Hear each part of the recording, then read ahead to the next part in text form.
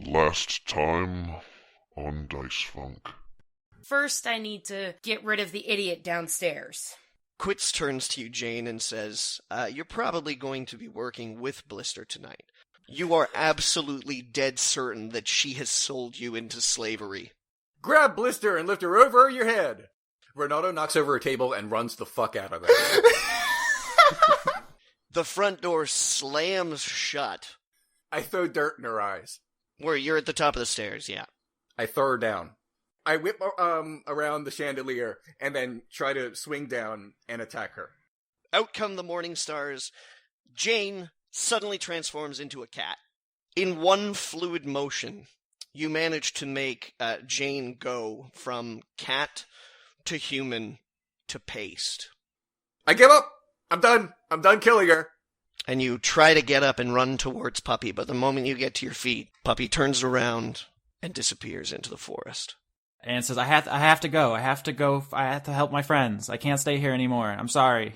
You feel like you do a pretty good job of making yourself look a little unrecognizable. You rearrange some of your clothing, mess your hair a little bit. Following Marshmallow, she takes off into the night.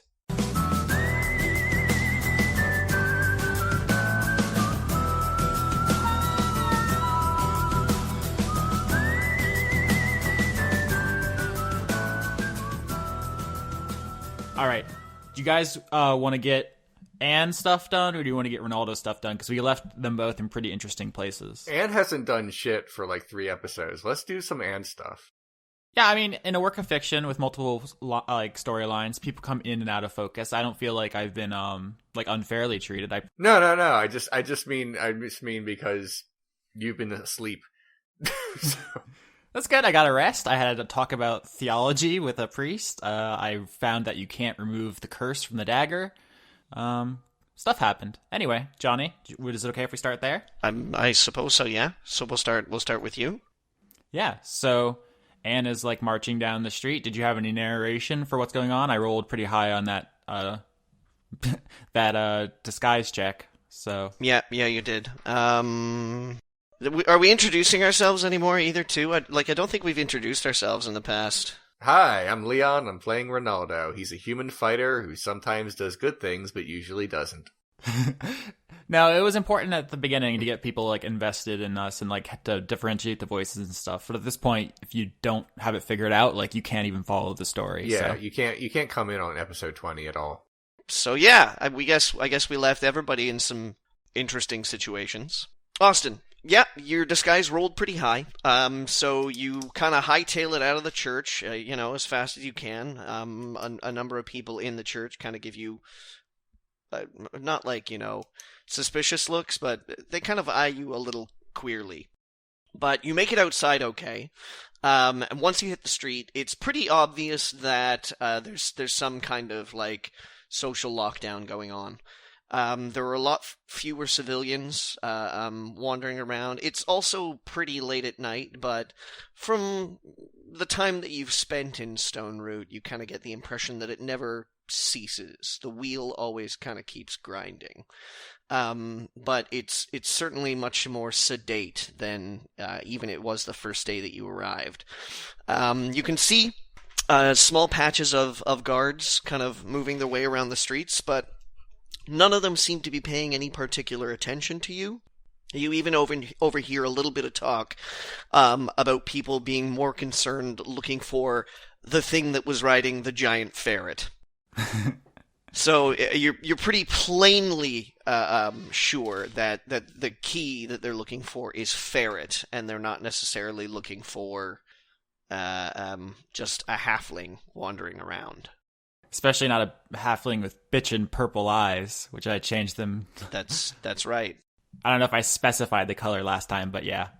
Yeah, you did specify the color. You also ratcheted your haircut up into, like, I don't know, some old school Vanilla Ice number, or... It'd be very popular in, like, the Pacific Northwest, is what I'm saying. Okay, all right. So we got some kind of undercut vibe going on with a little bit of asymmetry. Mm-hmm. Definitely. People are like, what a hip halfling. She looks like she knows where the Starbucks is. Right. So yeah, she's gonna make her way to the quarry because that's where she was told Marshmallow is heading. You said that no one's really paying attention to her, so I don't really need to make any rolls. But I think about like halfway there, maybe like a while into the journey, I think Anne's gonna realize that she is missing something important. Okay. You may have remembered that before Anne went to sleep, she was playing with and talking about and showing people the strange dagger. Mm-hmm.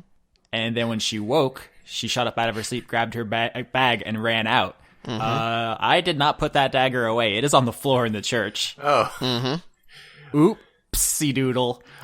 So, like, can I just ask this out of character? Austin, did you do that by accident, or did just Anne do that by accident? Actually, during the week, I thought to myself, like, what made sense for that, because I had her, like, turning it over in her hand and stuff, and I never had her put it away, and I had it, like, just my mental image of it on the ground next to her while she was sleeping, and I just realized that I hadn't specified that I put it away. So I guess accident is the closest to the correct. I didn't do it on purpose, but it seems like it's a fair outcome. Yeah. All right.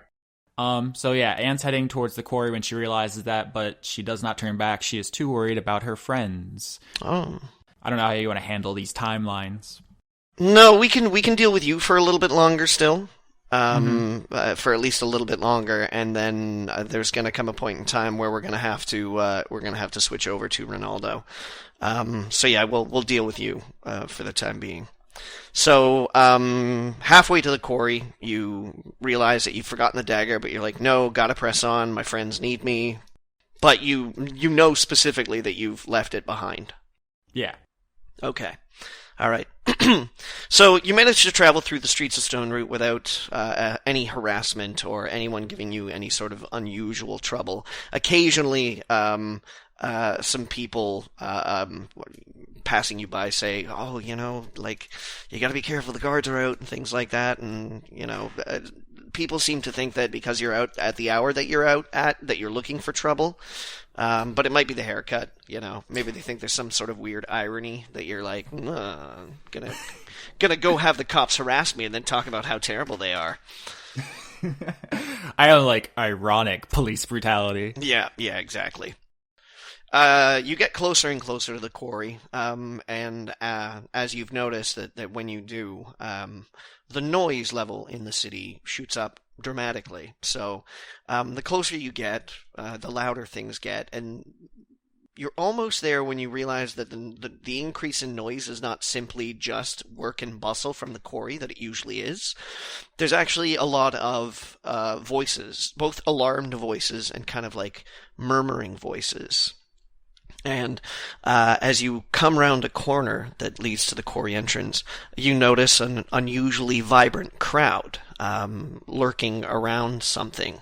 There's lots of hushed talk, strained expressions, and people telling each other just like little bits and pieces that you get, saying things like, oh, he was a good man, honor, integrity, not an ounce of evil, no, he's an excellent example to us all, he'll be sorely missed, and, everybody's just kind of like whispering to each other. You can't see what the crowd is centered around at this point in time, but...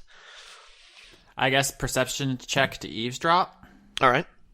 To try to figure out who they are talking to, or about, rather. Okay. 11. You can't tell, like, you're not getting any names that are passed through, but it seems apparent that whoever it is that they're talking about, people know who this person is. Like, this is a person well known about town. Not just, a local figure, but someone that everybody would have heard about. Can Anne walk up to whichever person is not, like, actively talking and just ask, like, business casual, biz cash? Mm-hmm. What happened? So you wander up and everybody's a little transfixed, but it's still quiet enough that you get heard pretty well.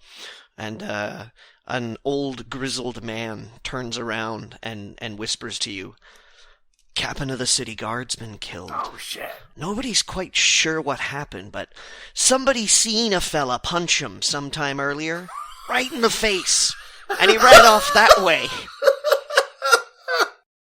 Wait, Was Friedrich captain of the whole city guard, or was he just the Lord's personal? He was captain of the guard. Yeah, I thought that he was the big cheese. No! Hang on. So it says, seen a fella punch him sometime earlier, right in the face, and ran off that way. Nobody thought much of it, seeing as how it didn't look so much a punch as 1/4 of an embrace. Still, the vagabond run off that way, and he points in the direction of the area of town, incidentally, that Rinaldo has run off to. Did he have an embolism? And Friedrich sits himself down here, and next time some of his guard come to check on him, he's slashed open ear to ear. Not moved an inch, but dead as dirt. Oh man, if I only had taken those levels in Cleric instead of Ranger, I could just pop him right back up. Sorry about that, Friedrich. I really wanted a ferret.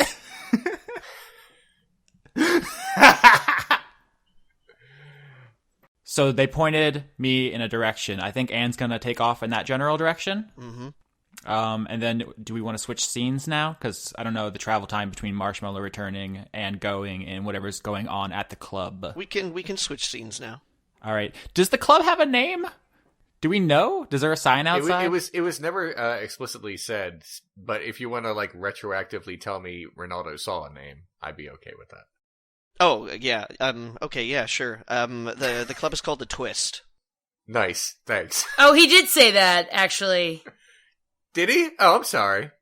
Yeah. I forgot. All right, I'm writing that into my Rinaldo stuff. You stole a sign? What the fuck? No, I'm saying no, not into my character sheet where I have my equipment. I mean, I have a WordPad file open that tells that I write down names of places and people so I don't forget. Gotcha.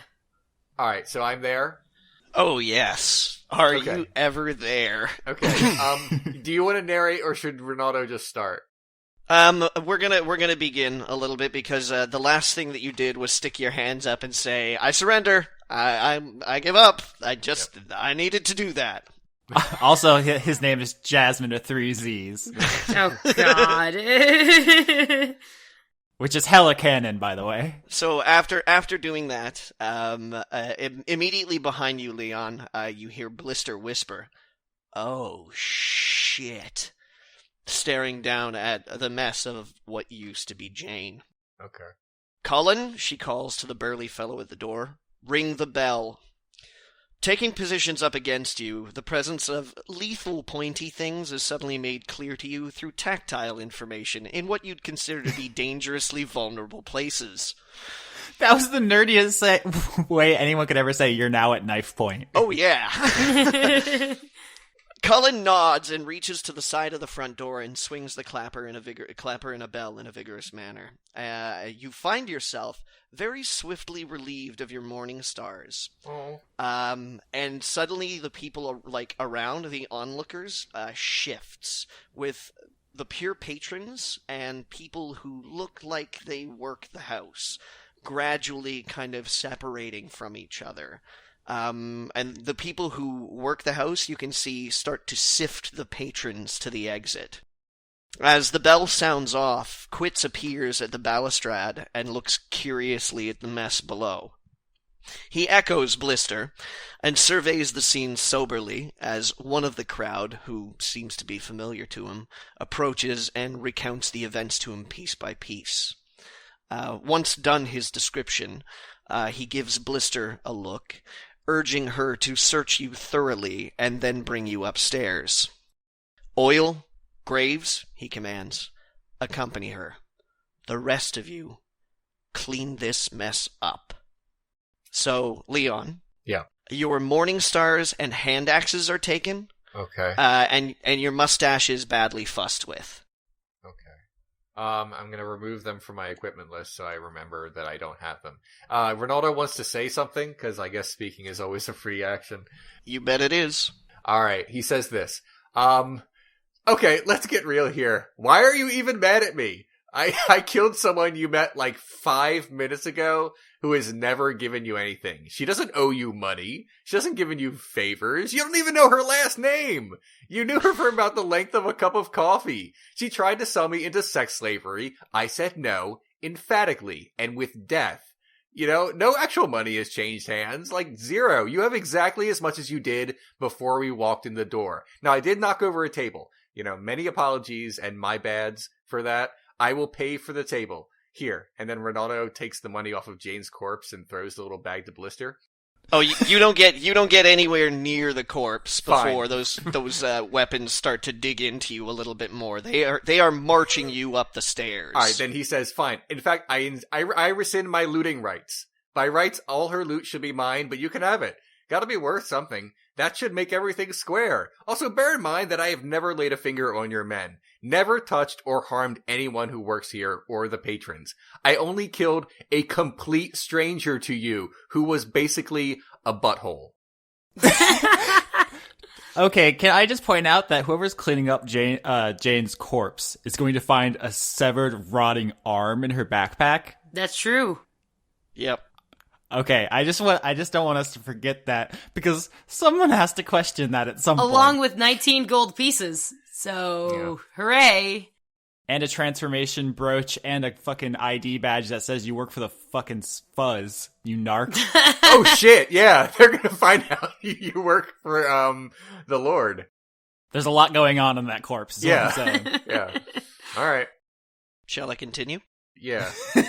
I feel like he's waiting for y'all to shut the hell up. This is good for Rinaldo's street cred. He, for all they know, he's like a cop killer now. You get a teardrop tattoo. I'm done now. Go ahead. Okay. You're led upstairs to a room that obviously looks like it's designed for better times, and it's quickly cleared out of its inhabitants. And you find yourself being chained tightly to a rather sturdy chair. Oh. It's a reasonably lavish room compared to the decor you were exposed to downstairs, and you'd actually be rather impressed with the quality of the furnishings if your attention wasn't entirely dominated by the painful-looking instruments being carried into the room by quits, who I don't believe you were specifically introduced to when you entered into the bar in the first place, but it is obviously clear at this point in time that he's in charge. He sits a decent amount out of reach from you, and regards you with just a dash of disdain. Rinaldo? Is that right? One of my associates heard you rather loudly exclaim downstairs that you wanted everybody to do the Rinaldo. I did. Is that you then, Rinaldo? I'm Rinaldo, and it's a dance sensation that sweeps the nation.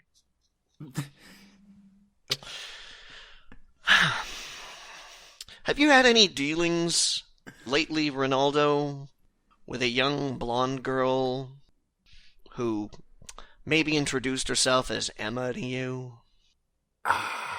Gosh, you know, I meet so many people. Have you guys ever seen Casino Royale? Yeah, I'm thinking of the same thing, dude. Rinaldo says, what's your association with Emma? Who I may or may not know. I am asking the questions here, he says. And then does you 1 damage. Oh, God. Wait, how does he do you 1 damage? Just psychically? No. I did say that his attention was entirely dominated by the painful-looking instruments being carried into the room by the young man. Oh, I was just hoping for some specificity. Okay, well, we can talk specificity here. He starts with probably a very long, sharp, pokey thing, is how I would describe it. If you were more cultured, you might think that it was something possibly like an ice pick or something like that. And it digs into a very non-vital part of his body, but gets left there. Yeah. Okay, Rinaldo says this. I may have heard of someone named Emma, but I'm new to town, so I'm not in like anyone's club, is what I'm trying to say. You know, I'm not in no one's clique. He pulls the next pointy thing out of this little satchel thing that he's kind of got laid at a table on his side and says, "New to town, huh?" Yeah. So, You didn't say just come back into town from visiting a little place, maybe a day's travel away called Rotswald? Look at my complexion. I'm obviously from Akamoros. I'm not from around here. He does you 2 damage. Ow! Okay, I'm keeping track here. Is there a hole in the chair? Like in the... Stop giving him ideas. No, it's just a regular chair. It's just a regular chair. Okay. Can I, how do I put this? What am I being held to the chair with? Chains. You're chained to the chair. Okay. There are 4 people in the room with you. Oh, okay, damn. Oil and Graves are standing by the door, Blister is nearby, and Quits is sitting in front of you. Okay. Rinaldo says, what would you like to know? Rinaldo, Yo. don't you know it's dangerous for characters of ill repute like you to stick around town these days? I mean, rumor has it you've been complicit in the dastardly act of kidnapping Lord Erlin's son. Upstanding citizens like us here might have something to do about that. The one that you turned into floor paint, that must have been Jane, right? Where's the little one? It was Jane. Yeah, I'm sorry, little one? There's 3 of you. There's only one Rinaldo. No, I see what you're saying.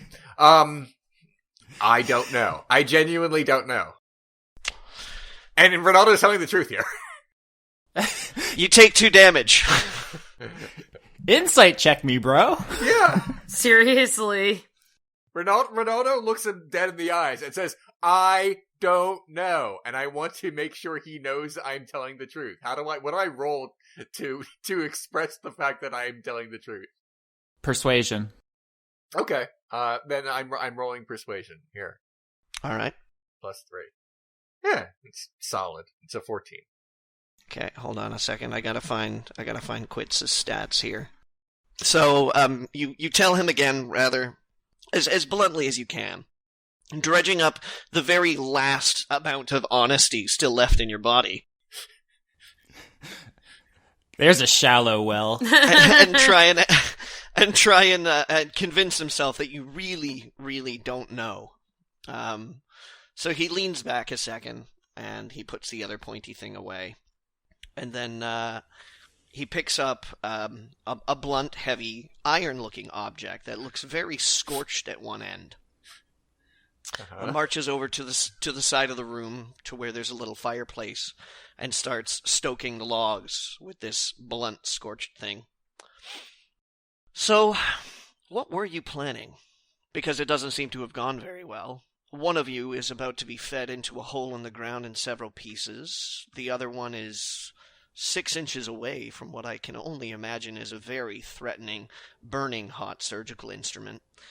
And the third one is in the wind somewhere. What on earth were you planning on doing? All right, Rinaldo's trying... All right, how do I put this? I'm going to try to say it like this. Rinaldo's trying to figure out their allegiance, like who they're working for, who they consider like friends and who they consider enemies. Can I say something and then roll for insight? Yep. You can ask a question, and then he'll answer you, and you insight to see if he's being straight with you. Yeah. Okay. Rinaldo says... I'm trying to figure out how to say this right. Rinaldo says, well, since I'm new around here, I don't know all the ins and outs and who works for who. So where does your allegiance lie? He says to you, my allegiance lies with the people of Stoneroot. But you can tell that he's being facetious about it. Okay. You rolled a 13 for your insight, by the way. Yeah, so it's okay. Okay, so Rinaldo says, "What? Look, I've been honest with you. So what would you like to know? I don't want to die in a chair. Okay. Otherwise, the gypsy would be right. Nobody can kill Rinaldo. Look, it's tattooed on my butt." I'll have you know it is actually tattooed on Rinaldo's chest, as per Becky's fan art. So, what does Quits do? He pulls the now glowing rod of metal out of the fire, and wanders over to you, kind of rests it on the ground on the floor, so that you hear the wood kind of sizzle, and a little smoke wisp kind of like curls up right in front of you between the two of you. And he says, "I want to know what your plan was. The two of you showed up here. She tried to sell us to you. You want to try that one again, champ? She tried to sell you to us, and you lost your shit." Okay, all right. Well, I'll just say this: when me and Jane came into this establishment, that was not the plan. She turned on me either for money or because she's working for someone that I don't know. All I know is that she basically betrayed me, and no one does that to Rinaldo, so I, destroyed her face. That seems like a perfectly reasonable reaction to someone trying to sell you. I mean, wouldn't you? I feel like you should answer the question at the end of that, because you still haven't. Oh, the plan? The plan was to come in here, and she said that she was looking for someone named Tamsin. And I was like, I don't know who that is, but you're my friend, Jane, so I'll just follow you. And then she destroyed, that plan. I don't know what's going on. If I knew what was going on, I wouldn't have just been sold into slavery, right? I feel like that's a good point. He regards you a little quizzically, and then says, "So, you weren't, say, trying to get an inside ear on what goes on inside this club? Maybe pass you off as one of the staff members on the down low, try and, I don't know, figure out if anything special was going on?" Oh, no, oh, God, oh, boy, is my face red. I thought this was way more sinister than it seemed. No, I don't care that you guys have a brothel where everyone, I enjoy that. Nobody cares that we have a brothel, he says. I was all about it. Big fan, yeah. Actually.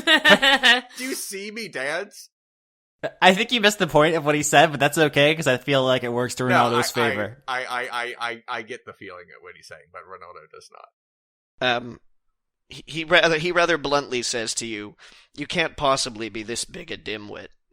Roll deception to be that big a dimwit. Yeah. I was gonna say, Jane's a spot being cleaned up on the floor. You're on your own. Ronaldo is going to try to lie his way through this. Oh God, this is gonna go terribly. Oh, sorry, I pressed the wrong button. Hold on. How did you get -2? He did press the wrong button because he rolled a Yeah! I got 21. I deceived the crap out of him. Okay, yeah, that was a real good roll. I just want to draw attention to the fact that you rolled a -2. If you see, it says 1d2 minus +3. Yeah, that's just freaking weird. Whatever. I'm not sure exactly how he managed to do that, but 21 for deception. That's nuclear. Right. I lied really well. okay. So let's see here. You've successfully convinced him you're a drooling moron. Yeah, you have. You have successfully convinced him that you're a drooling moron. He kind of regards you with a little bit of, like, you see his guard drop for a second, and he goes from being a stone cold intent look at you to his jaw kind of going slack, and he looks down at the ground, and his hand comes up to his forehead and holds it like this kind of, "Oh my God, what the hell have I walked into" expression. He stands up and paces the room back and forth for just a couple of rotations, walks back over to the fire, puts the poker back in the fire, and walks to the door. He turns around and motions for Blister, and says to Oil and Graves, "Stay here and watch him. Quits exits the door. The door closes and confers with Blister in front of many of the bar staff, the upstairs bar staff. Among one of them, a particularly tall, languid, we'll say, looking half-elf. This half-elf overhears Quits talking to Blister. I'm not comfortable offing him here without the boss's say-so. The plan was that we'd have a couple of patsies to pin this whole affair on and get away clean. Much, much cleaner than the floor downstairs. It would give us a little bit of room if we gave him to one of our friends at the city guard after the fact. But if we kill him dead, we'll lose him for good. Keep him separate from the other one. Do your best to keep him upstairs completely, I figure. I don't think the boss is going to be that long. Maybe get the girls to get any things that they need out of the room. Make sure that Oil and Graves watch the door. I have too much shit to deal with tonight. He wanders to the top of the stairs and disgustedly calls downstairs, inquiring about the condition of the mess on the floor. The voices that pile up from the common room are tinged by the tone of people who are totally fed up with something unexpected, but one of them says, "There's some interesting stuff down here, boss. You better take a look at this." Blister turns to the half-elf in the group. "Everybody, meet Allana." And Blister gestures to the door and indicates that they're going to need the bedroom for the night. She gruffly instructs that you are going to have to bed in another one of the rooms, which probably shouldn't be too much of a problem considering that most of the business tonight appears to have left while renovations are underway. So if you need anything, she says, you better get it now, because big things are happening over the next couple of nights, and the options look like getting out of the way of it or getting stepped on by it. Okay, I have a few things in there, I would think. So yeah, this is the room where you live. okay, so all my shit's in there. I gotta go get it. Yeah. Okay, so I'm gonna go get my shit. All right. Do you want to be a little bit more clear about what's going on? This is probably gibberish to listeners. Okay, then, as everybody I'm sure is aware, last week we had our first player death at the hands of another very eager and well-performing player, I might add, flamboyantly so. And after that happened, we were kind of left with a question. We didn't want to send Jess away from the show because that just, mixes up the rhythm, and, we want to make sure that everybody's here to have the banter as it has existed so far in Dice Funk. But we wound up asking the question, what do we want to do? Because Dungeons & Dragons, death is never really permanent. Did we want to bring Jane back? Did Jess want to roll for a new character? I don't know. There were a couple options that are sort of escaping my mind right now that we threw out there, but Jess has decided to start with a new character. Now, we decided that there kind of, I guess, needed to be some sort of penalty for player death. So Jess is going to be starting over at level 1 again. Without divulging too much about the character, I think it's fair to say that we can admit what the class is, at least. Yeah. I'm curious. So Jess is going to be playing a rogue class, the character named Allana, a half-elf woman. I think that's probably all I'm really comfortable divulging, because I like for the rest, I think, to come out in character interactions. Well, I mean, the character sheet will be available as it would be to all the players during a game. Yeah, true. There's not much secret there besides, The only thing that's really secret is the same thing that we all have that's secret is backstory. Yeah. Parts of our backstory are, and I did come up with a new backstory for this person, so, that's really the only thing that the audience won't know until it's divulged in character. Mm-hmm. So to be clear, Quits came down from torturing Rinaldo, said some shit that this half-elf overheard, and now we're following her? Yeah. Mm-hmm. Ronaldo's just in the chair, so I can't do anything at the moment. Yeah. So I'm gonna go get my shit. All right. So you wander over to the door. Door opens up. Oil and Graves are sitting in there. There's a guy whom you saw dancing on the floor rather talentedly. Like, there's a little bit of professional respect there that you have for this guy. Mhm. But he obviously looks like he's in a slightly rougher shape. He's got a couple of pointy things sticking out of the side of him. But seeing as how that you live at the Twist for, most of, well, you live at the Twist, basically. You're not unfamiliar with some of the extracurricular activities that happen in some of the back rooms, if you know what I mean. Yeah, no, I know what you mean. So, Graves turns to you and says, do you need a minute? No, I'm just grabbing my stuff and going to sleep in one of the other rooms tonight because of this. Okay, so you proceed to your area of the room. It's a lavish room, but there's a couple. You share the room with like maybe two other people. Mm-hmm. Your friends who are named Folly and Hope. Okay. And you have the bed nearest to the window, so you head over to the bed where all your stuff is. There's a dressing screen. It's really nice. Who all is in this room with me? Just so I know what's up. Leon, Rinaldo sees the door open, and a half-elf woman steps into the room. Graves says to her, do you need a minute? She's like, no, I'm just getting my things. And then wanders past you to the sort of living area nearest to the window. But Oil and Graves are in the room? Oil and Graves are still in the room, yeah. Yeah, damn. Shit. And Blister, right? It's Oil, Graves, and Blister? No, Blister went outside with Quits and then had a talk with Allana and said, listen, better go get your things because we're probably going to need the space tonight. Gotcha. Ronaldo's gonna throw a Hail Mary here. Before you do that, I feel like I'm missing Squeak. Like, I can't find Squeak, and I'm really pissed off. No one knows what that means. Oh, Squeak's my mouse. Yeah, we can say this at least anyway. So Allana's looking for, she's got a pet mouse, Squeak. So she's checking for Squeak because she can't sleep without having Squeak nearby. Squeak is a necessary thing. Which I hope, I don't know this for sure, but I really hope that Squeak was inspired by Boo. Is that right? Yes. Excellent. I'm so glad somebody got that. That's a Baldur's Gate reference, everybody. Oh, okay. I don't. Which is then referenced in Mass Effect with Tally's, drone. Yeah. Mm-hmm. Yeah. Anyway, that's some nerdy-ass shit. What are you gonna... We're playing Dungeons & Dragons on the internet, Austin.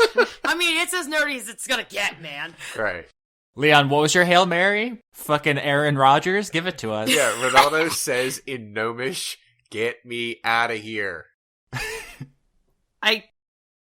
She doesn't speak Gnomish. There's almost no chance. Yeah, I don't speak Gnomish. No. Okay, when there's no reaction, Ronaldo says, "Hi there. I'm bleeding to death."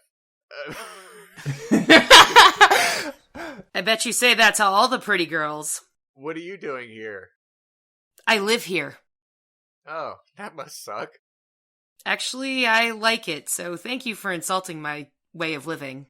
Well, it's just that the people I've met here mostly stab everyone and torture people, so... Am I aware that he just killed Jane? I'm aware of that, right? Oh, yeah, absolutely. Like, that was a thing we all saw.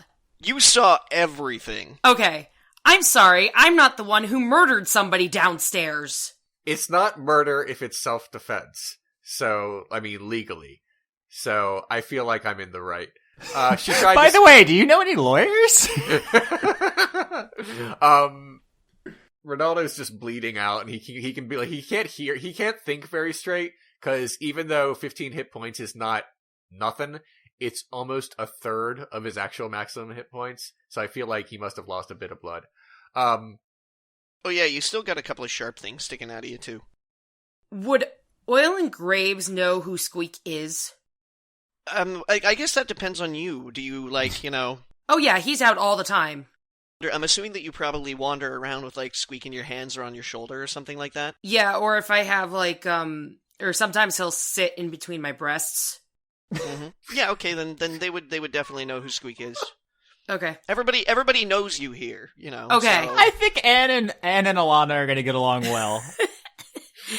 I'm gonna turn to who's closer to me, Oil or Graves? We'll say that Graves is. Okay. Oil is kind of like the quiet one. Okay. You know, Graves talks to you. Graves is nice to you. Okay. I'm gonna turn to Graves and I'm gonna be like, "Have you seen Squeak?" Not recently, but it's been a bit of a hectic night. Yeah, I'll find Squeak for you. If you get me out of this chair, I'll find Squeak. Rinaldo's not feeling well. Graves says, "Shut up, you. Don't make me gag you." I ignore him and I say to Graves, I say, "Well, yeah, a lot of commotion. He doesn't like commotion if it's, he likes quiet." Is there a window in this room? Yep. Yes, okay. Rinaldo tries to break the chains with his mighty strength. Oh, jeez.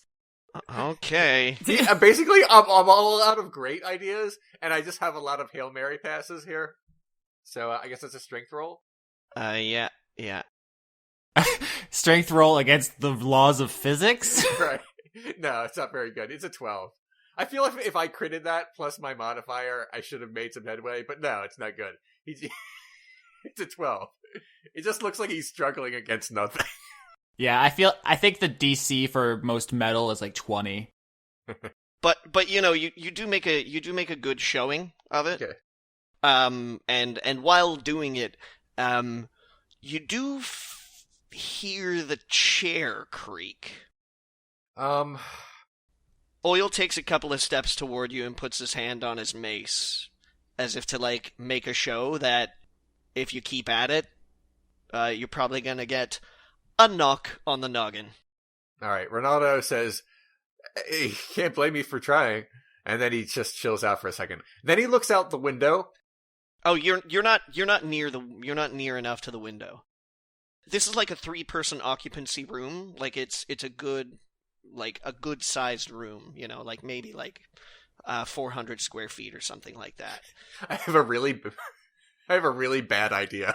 In the midst of all of this, I'm saying I'm actually calling for Squeak. I'm like, "Squeak."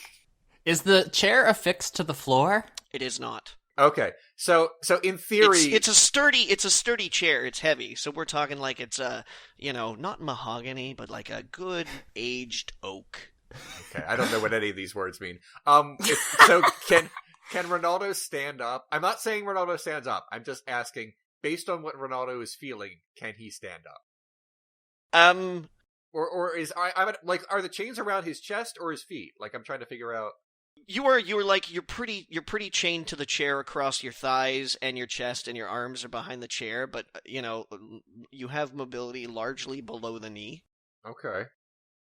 So, I mean, you could probably rock onto your feet if you really wanted to, but right, that's the thing. There's a bunch of guys in the room. I'm gonna whisper to Graves. I'm gonna be like, "So what's with this guy besides the whole murdering the human downstairs?" Graves tries to make it as quiet as possible when talking to you. Okay. But obviously Rinaldo can hear this. He says, "This is one of the guys that the boss lady tapped to take the fall for the enterprise that we are currently assembling in the basement." So I'm assuming the bloodstain they're cleaning up downstairs is one of the other ones? We think so, yeah. Where's the third? We don't know, and he doesn't seem to know either, so...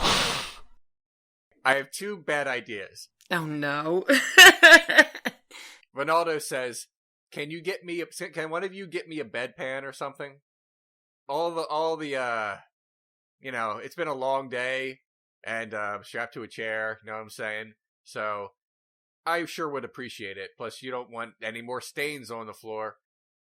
Can I sneer and say, I've had worse? Don't. Rinaldo gives her a look like, shut up. And then he looks at that. He's like, please, come on. I'm about to die. I don't want to die with a full bladder.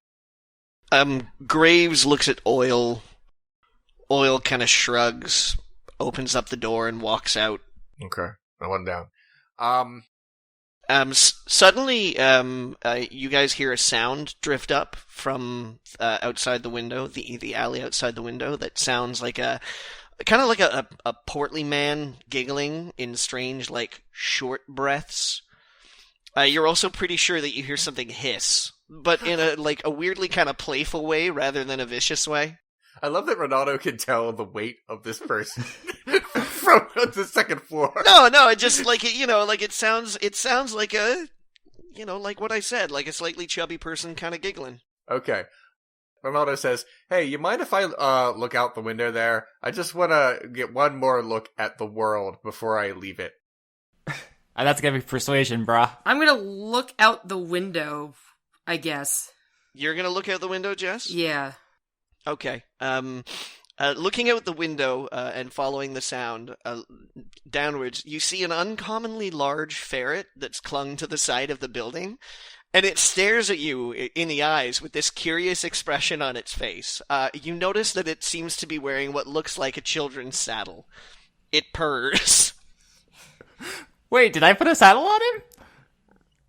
I just assumed that because you were riding it that you put a saddle on it. It's canon now. Yeah. Were you riding it bareback? We can go bareback. That's dangerous. I hadn't thought of it. I turn around from the window and I look stark white and I look at Graves and I say, "Graves, what the hell is that on the side of the... What the hell?" Rinaldo only has half a clue what's going on. Graves walks over to the window, which just so happens to be behind Leon.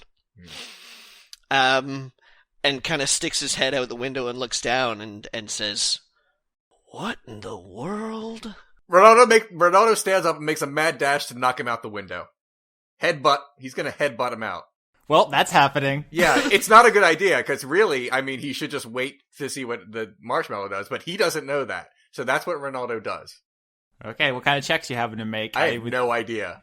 I would think strength to, like, rock onto your feet and then, like, an attack roll. It's up to Johnny. I'm thinking that rocking onto his feet might actually be dexterity. Yeah, that's fair. All right. Because it's probably more about balance than anything else. So make a dexterity check.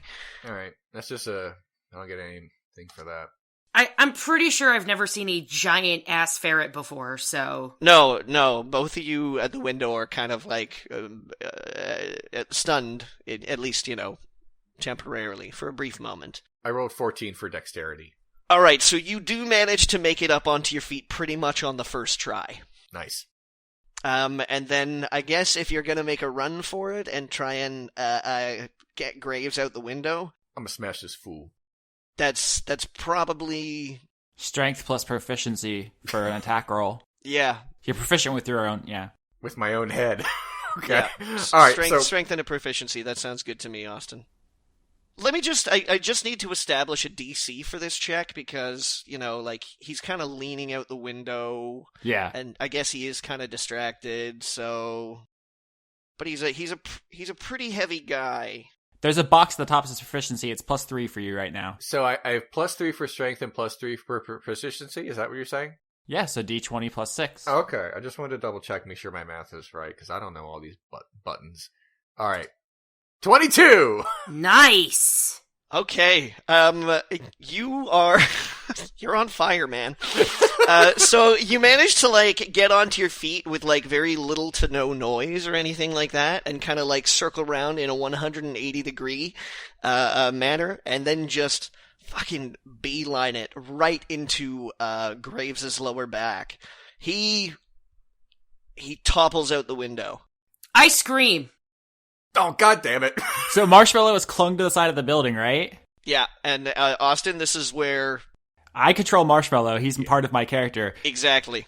He's gonna peek up through the window, see Rinaldo tied to a chair, and grab him in his teeth and crawl away. We're going back to the church with him. I'm down with that. Is Marshmallow gonna get me out of the chair first? He's literally picking you up like a mama cat. Okay. And just carrying you off like a fresh kill in his teeth. Rinaldo says, "No one can kill Rinaldo." And that's it. That's all he's got. Because he's bleeding. And he still has stuff stuck in his body. Okay. We're not gonna have a check there. That's not gonna be a check because Rinaldo's not struggling. I know that when Jess tried to pick up I can't remember who it was in one of the earlier Rotswald episodes. Yeah, she tried to pick up Ulick in her Right, teeth. right. Ulick was resisting, so it was a strength check, but Rinaldo's just going with it. Mm-hmm. Jess, you see the ferret kind of like darts its head up into the window, and as Graves kind of topples down the side. It's only a second floor, so Graves kind of hits the ground and moans a little bit. He's still alive, but he's taken a little bit of hurt. Okay. And the ferret pokes its head in the window, kind of like looks at you for a second, as if like, what? And then bites into the captive and tries to haul him out the window. Oh, fuck no. Jess always got to be a fucking wet blanket. No, okay, really? If he disappears, it's on me because I'm the only one left in the room. That could be my fucking life.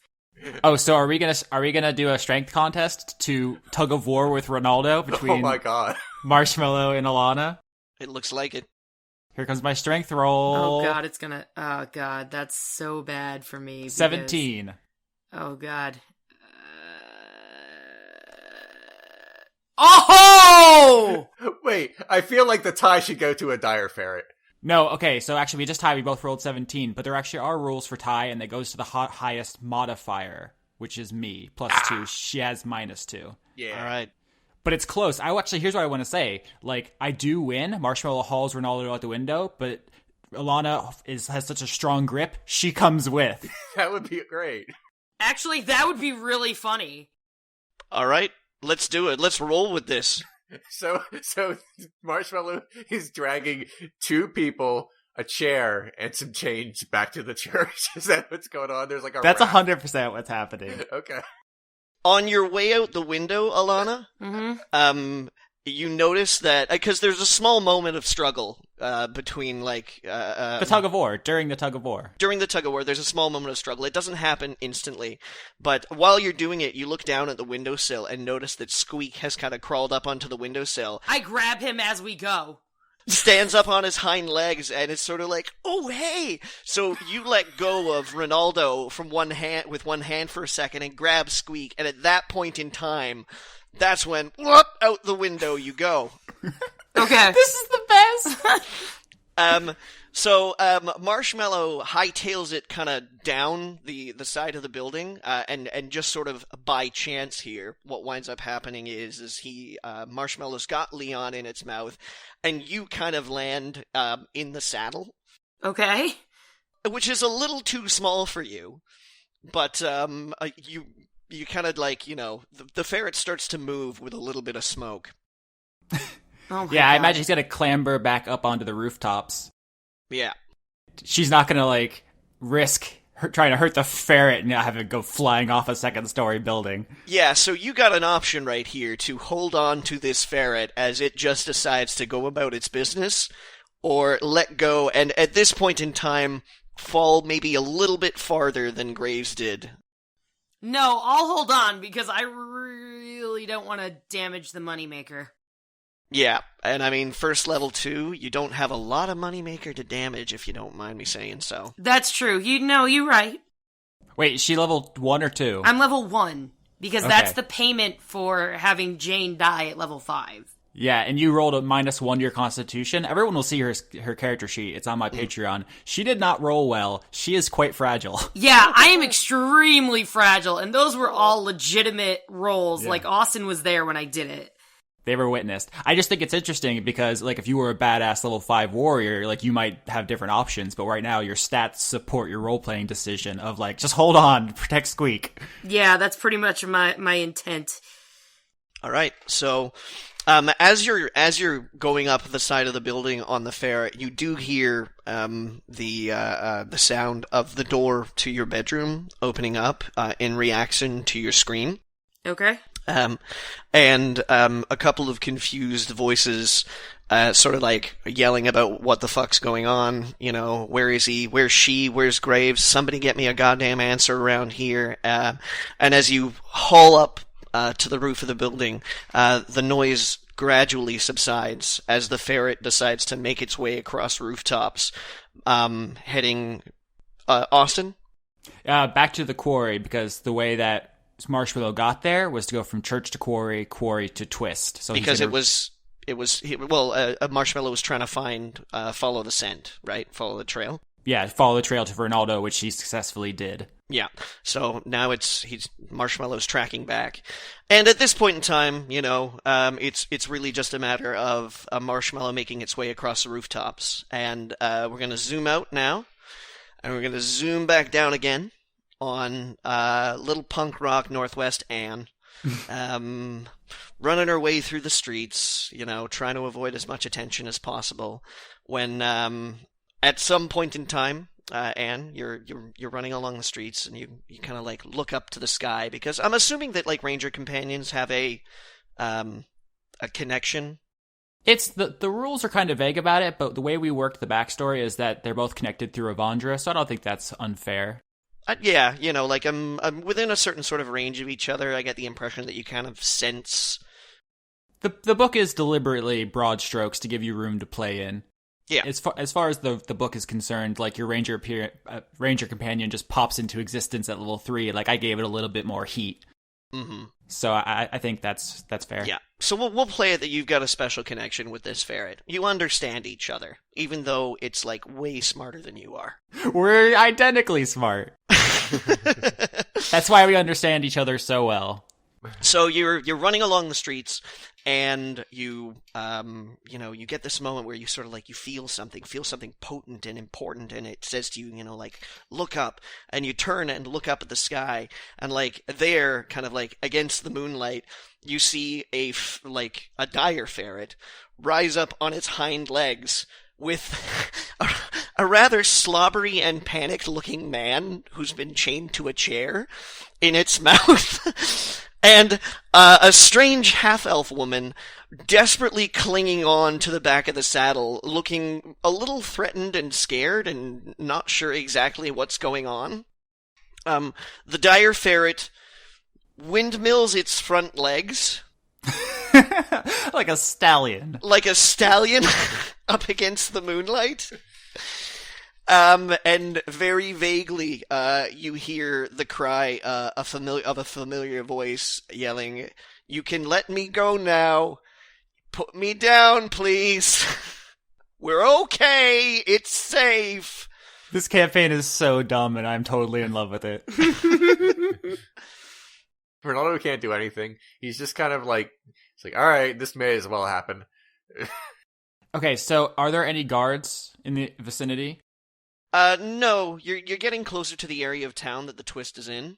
Mm-hmm. And as a result, patrols kind of taper off a little bit. All right. If there's no guards, then then Marshmallow is going to come to Anne, because that would be much faster. Much faster. All right. Marshmallow scampers down the side of a building. You hear a couple of like squeaks of fear from the passengers, and it just zooms up to you, unceremoniously drops Rinaldo kind of like face first on the ground. You know what I'm thinking? Like when the chair kind of like the back of the chair, and then the legs upended, sort of at a 45-degree angle. Yes, exactly. Anne's gonna try to smash the chair with her mace. Oh my god! Please don't botch. He's gonna kill me. All right, let's do it. 11. Yeah. I think that's a hit. That's a hit to wood, isn't it? It's up to you how strong the wood is. I think wood's usually from 10 to 15, depending on the kind. You said it was a pretty hard wood. It might not. Yeah, it's pretty hard wood. But you do hit it, but you don't really. Maybe not shatter it, just break off enough of it for him to wiggle out. Yeah, okay. So we'll say that you crack the back of the chair, and that loosens up the chains a little bit. And then I think Marshmallow sees me trying to attack the chair and tries helping by like pouncing on it, maybe. Okay. So, Leon, you're feeling a little compressed against the cobblestone pavement because there's a dire ferret on top of you, and Anne is like wailing on this chair while you're sort of like moistly face down in a puddle. Mhm. Allana? Yeah, Allana's fucking doing a rodeo. Gotta. Okay, has the ferret stopped? It's jumping around a little bit because it's sort of like, it's not sure if they're playing a game or if it's legitimately trying to like... No, Marshmallow sees Anne wailing on the chair and starts wailing on the chair. They're of one mind. All right, then this ferret is jumping up and down, and I think Ferret Rodeo is a pretty good description of what's going on right now. Jess, have you ever been on a mechanical bull? I have. Okay, so you're in the headspace. Okay, oh god. Maybe not like cranked up to 10, Right. but like a good 6. Okay. Alana's gonna say very, very... She's gonna sound as small as possible because she's scared out of her mind. Can you please stop? Stopping would be great.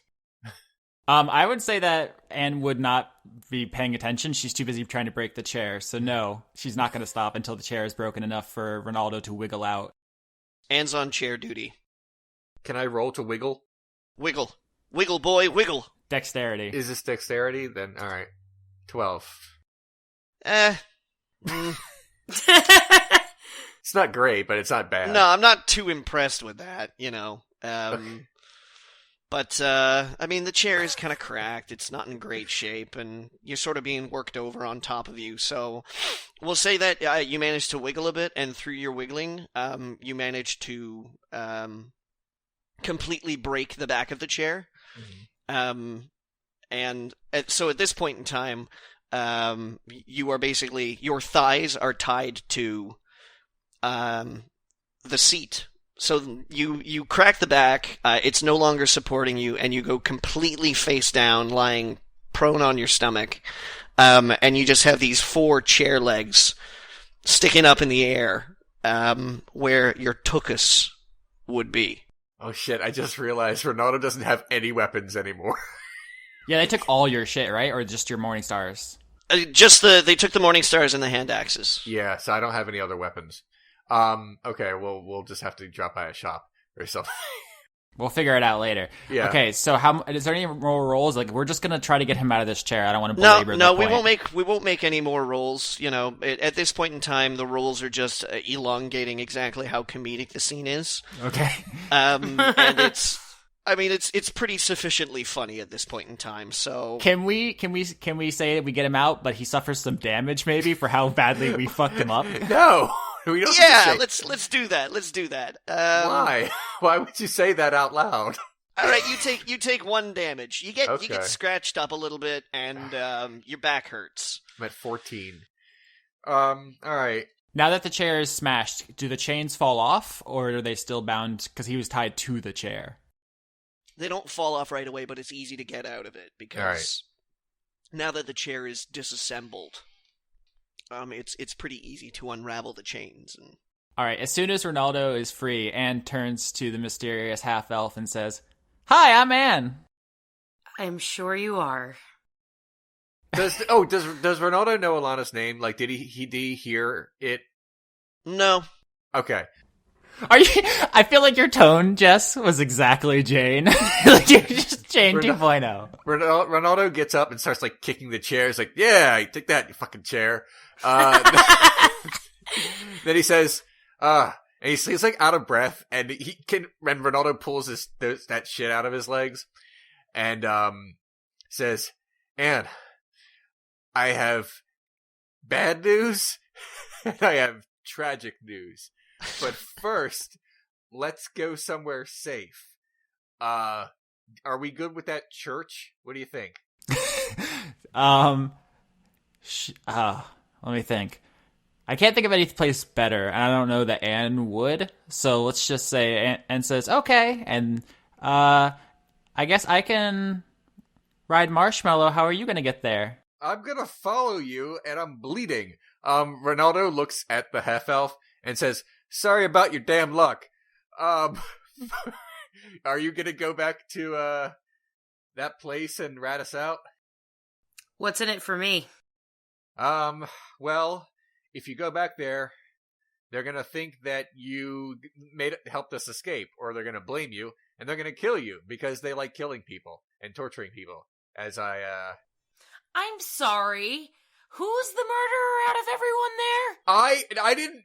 Rinaldo gives her a look and then looks to Anne oh. And then Rinaldo I'm gonna be says, like, because I'm pretty sure you're responsible for her death.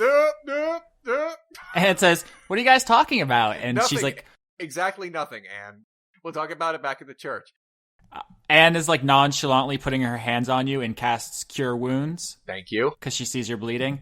You recover 10 health. Sweet. Okay, Rinaldo says, look, half-elf, I shouldn't care, but if you go back there, they're gonna, waste you. So it'll be safer for all of us if you just stayed with us. That way, if you won't get killed, and you can't mess with us, so it's mutually assured destruction if we separate. So just come back here with us. How is it safer with you, you bloody murderer? If you go back there, they'll kill you. And, but first you'll give away where we're going, and that'll be bad for us, and it'll be bad for you because you'll die. So, basically, the only way any of us live through this is if you come with us. How secure is my relationship with Quips and Blister and Graves, Johnny? They are bad people. Is your name Johnny? Everybody there is nice to you, but you've never really... There's a certain cynicism that you have retained, let's say, over the years of your upbringing. And you recognize that the relationship that you have with them is really nothing more than a civil one of, not owner possession, but you're well aware of the fact that they wouldn't really hesitate to do anything unsavory if they thought that anybody had screwed them. Gotcha. Okay. Ronaldo kind of looks at her come on. But he doesn't say that. He's so out of breath he can barely think straight. You do think that you might be able to make a case for yourself? They did hear me scream. Mm-hmm. It's not like I didn't scream. I literally screamed as soon as he left the window, so... Yes, yeah. They know that either I was taken as ransom or, something happened, because I would obviously not throw Graves out a fucking window. While you guys are talking and arguing over your shit, Anne notices that you're holding a mouse. It's in my tits, just so you know. Okay, oh she notices that there is a mouse on you. Okay. And she says, "Oh, look, it's so cute. It's so cute. Can I pet it?" Sure. This is Squeak, and I take him out of my boobs, and I hold him down for Anne to pet. Aw, Anne takes Squeak, and she pets him, and she cuddles him up on her face, and it's really good. See, we're good people. You can trust us. Hey, do you want me to ask Squeak what he wants you to do? Sure. Anne casts Speak to Animals. I forgot you had that spell. Jeez. Is that legitimately a thing, or are you making? Yeah, a joke? that's a legitimate spell. That's absolutely a spell. Johnny, you're going to play the mouse. We can communicate. Obviously, the magic is translating animal noises into words, and a mouse will have low intelligence, but we should be able to converse in what is to us English. Right. And so... And her teddy bear glows with some light, and then she looks at Squeak in her outstretched palms and says, "Hi, little buddy. How are you?" Squeak says, "Cold." Aw, you want me to warm you up? I can cast fire. I can make fire. Oh, God. Squeak considers this for a second, and says, "Fire's kind of scary." Oh, okay. Well, I know a warm place. You want to go to the warm place? Yeah. Okay. Me and Marshmallow, and she waves over to the ferret and says, we were sleeping at this church. It's nice and warm, and we're trying to talk. I don't know if you can understand us, but we're trying to decide if we should go there or not. If you want to go, just let me know, and I'll tell them that's what you want to do. Do they have food? Yeah, we have all kinds of food. Oh my gosh, there was this fancy cheese, and there was this really good bread, and there was all kinds of stuff. Cheese? Yeah, fancy cheese. Okay. Okay, I'll tell them. And from your guys' perspective, Anne has just been looking at a rat in her hand and going, "Squeak, squeak, squeak, squeak, squeak, squeak." I'm reminded of the Emperor's New Groove to the extreme. And turns to the two arguing and says, Squeak says he wants to get fancy cheese at the church. Well, like, far be it from me to argue with Squeak. All right. I want to do something. I pulled those two, I guess, knives or whatever out of my legs. I'm keeping them as weapons because that's all I have right now. I don't know what they count as though, but maybe we can discuss what they like their damage. Daggers will have D4 damage dice. I'll get you set up. But actually, Okay. do you make a show of like pulling them out and holstering them? Oh yeah, I take them out and then I put them in wherever I can put them. Where your Morning Stars goes, and says, what happened to your swingy guys? Oh, people stole them. Pimps stole them and my hand axes and a lot of my blood. There's a lot to talk about, but we should really get out of the street and talk about it back at the church. Oh, okay. And Anne unties her teddy bear from her mace and hands you her mace, which has a much better damage dice. Oh, okay. You want that. Take my mace. Okay, I do then. It's just, no, it's better for everybody involved. Okay. And Anne ties the teddy bear to her left hand, like so she has it on her wrist. And she says, let's go to the church. There's fancy cheese for everybody. All right. Are we? Everybody's like, we're all going to the church? Yeah. Rinaldo it won't even argue, so he'll just go. I mean, he's down with it. I think Marshmallow will take us up onto the rooftop one at a time, and then we can make our way slowly across them safely. Okay, so you all get up onto the rooftop and start making your way as quietly as possible over the roofs of the tightly packed city of Stoneroot. And as you get closer and closer and closer to the church, you are absolutely certain that you begin to smell smoke. Oh, man. Oh, no. Next time on Dice Funk. The weather suddenly shifts dramatically, and you take one long, lingering look outside the window from the cellar that you've managed to barricade yourselves into. Yes, there's no doubt about it now. It's raining men. Anne gazes into the blazing inferno and turns to Squeak and says in a squeaky voice, I think this may be a little bit warmer than you want. Allana looks at all of the cheese in front of her and says, thank you, and begins to devour it. And how attached were you to the front half of Jane's head? Oops.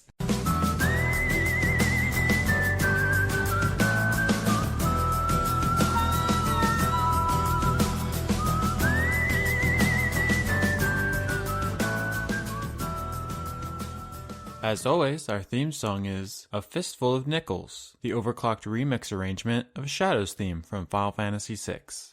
Executive producers for Dice Funk for the month of February 2016 are Joseph Timbrello, Ingmar Gremmen, The Cult of Gorfanax, Michael Goodell, Wayne Witzke, Brent, Jason, Eric Kimball, Harrison Andrew, Luke Powers, Phoenix Mod, Jade, Kevin Seidlow, Tarka, Shock Lindsay, Jorrit, Viger Arnston, Giorgio Renna, Christopher Charlo, Cody Jackson, August Rue, and Taylor Hoyt. If you want to support the show, there are a number of ways to get the word out, whether you comment on Channel Awesome, subscribe to us on YouTube, follow us on Podbean, or rate us on iTunes. If you want to help more directly, you can find Leon at patreon.com/renegadecut. You can find Jess at patreon.com/ravenalegria13. And you can find me at patreon.com/Austin Yorsky. If you'd like to support Johnny, make an offering of your firstborn son to the full moon. After a fortnight passes, The ritual will commence.